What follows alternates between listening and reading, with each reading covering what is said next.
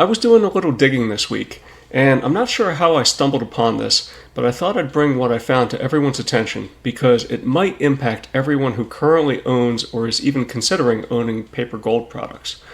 And by paper gold product, what I mean is owning shares representing ownership of vaulted gold. Now, there's nothing wrong with seeking a custodial arrangement for gold storage. After all, taking physical possession comes with certain risks, such as theft. A person who takes possession needs to take special precautions to store the metal in a secure and undisclosed location. Of course, custodial arrangements come with their own risks. The one that is top of mind is verification that the gold is actually held by the custodian. But there is another risk that I've identified with a particular gold product that everyone should be aware of, and I'll get to that in a moment. Let's first take a look at this chart that I put together. I looked at trading data for 5 paper gold products spanning the past year.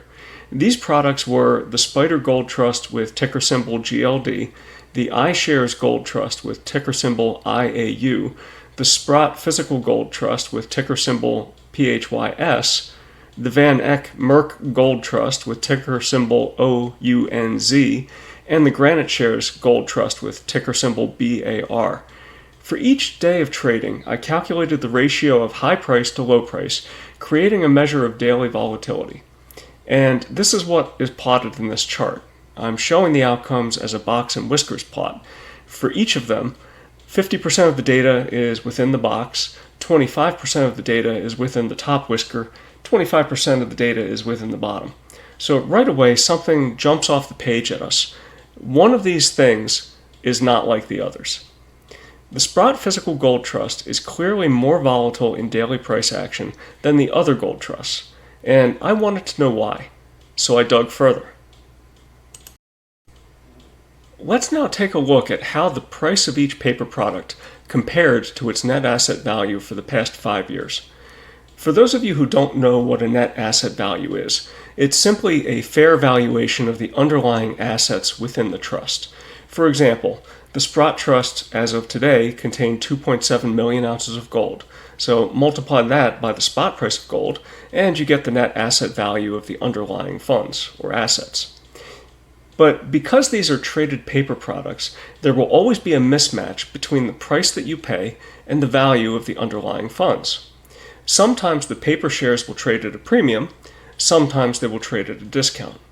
So here we see the premium and discount for the Sprott Gold Trust and the iShares Gold Trust. We can see that the shares fluctuated around the net asset value of the trusts. In this case, I had to do a double take just to make sure that I copied the right charts because they look identical. But looking very closely, you can see that there are some very subtle differences. And I mean very subtle, as in almost impossible to spot unless you're looking very, very closely. Now, my guess is that the premium to NAV charts are so similar is because these are two very popular products. Now, one feature that I'd like to make sure that you do notice is that the premium or discount, even though it's gotten as large as 2% on some days, is generally within 0.5% and is centered around 0. And this will be important to keep in mind for later. Let's now move on and examine the premium and discount to NAV for the Van Eck and Granite Shares trusts.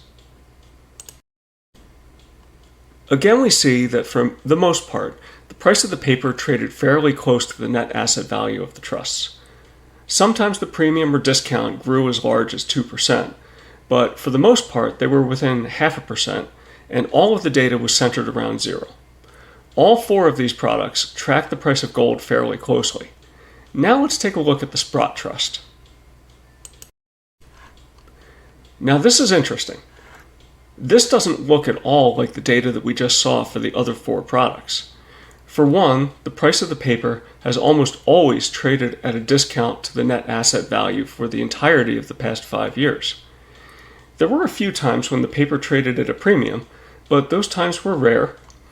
And another thing that we can notice is that ever since 2018, which is when Sprott acquired the Central Fund of Canada, the discount to net asset value has grown. Now, I had to scratch my head and really think about what could make the Sprott Trust different from the other 4, and then I stumbled upon the answer. The Sprott Trust is not an exchange-traded fund, or ETF for short. It's a closed-end fund. Now, I don't think there's anything nefarious going on. The company does not try to hide the fact that it is a closed-end fund.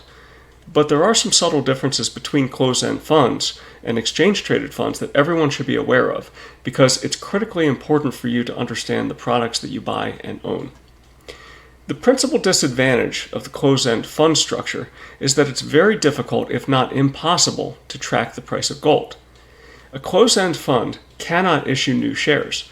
Thus, if the shares were to sell at a premium, it would not be possible for an arbitrageur to buy physical gold, turn it into shares, and then sell the shares on the open market to drive the price closer to the value of the net underlying fund assets.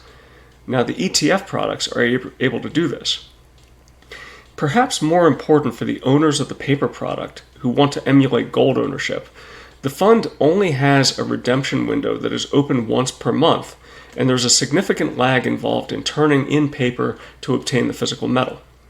What this means is that an owner of paper in size, if he or she wanted to turn their shares into physical gold for the purposes of selling the metal on the open market, would have to submit a request to the company on the 15th of the month and then wait until the end of the month to receive the metal.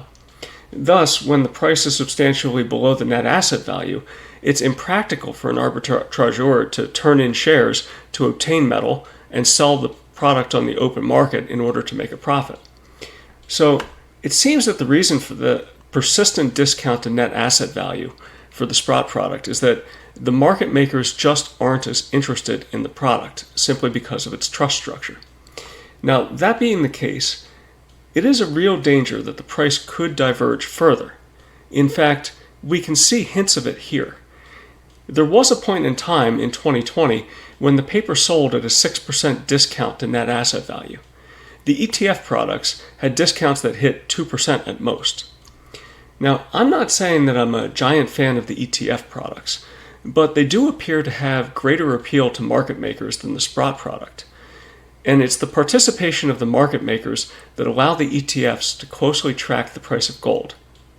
Now, there's always a danger that the market makers lose interest, but I think it's clear that they are losing interest in one product more so than they are losing interest in the others.